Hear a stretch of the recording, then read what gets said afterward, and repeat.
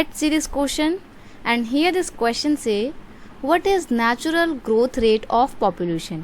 Question आपसे बोल रहा है कि नेचुरल ग्रोथ ऑफ पॉपुलेशन क्या होता है, how can birth rate be control down, give to method.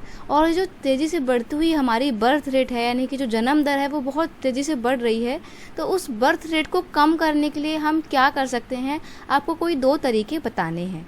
यहाँ पे क्वेश्चन का की कॉन्सेप्ट है growth, natural growth rate of population. इसका मतलब क्या होता है, तो देखिए इसकी डेफिनेशन ये रही, the difference between the birth rate and the death rate is called the natural growth rate. यानी कि कितने लोग जन्म ले रहे हैं, कितने लोग मर रहे हैं, इसके बीच का जो अंतर होता है, जो डिफरेंस होता है, उसको बोला जाता है natural growth rate of population.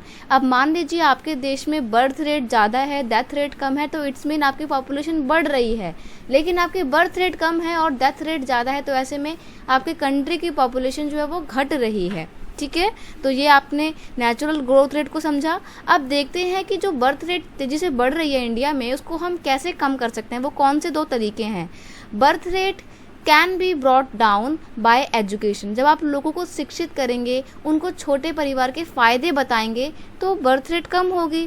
Family planning method should be adopted. अब अलग अलग एरिया में जाके नुक्कड़ नाटक करवाने चाहिए. फैमिली प्लानिंग से रिलेटेड जो प्रोग्राम्स हैं उनको सभी लोगों तक, गांव दूर दराज के इलाकों में उसको पहुंचाने की कोशिश करनी चाहिए, ताकि लोगों को पता लगे कि फैमिली प्लानिंग कितनी ज़रूरी है और ज़्यादा बच्चे पैदा करना सही नहीं है, क्योंकि आगे जाके गरीबी हो सकती है. Government should take strict step to check the growth rate. यहाँ पे चेक का मतलब ये वाला चेक नहीं है, चेक का मतलब रोकना है.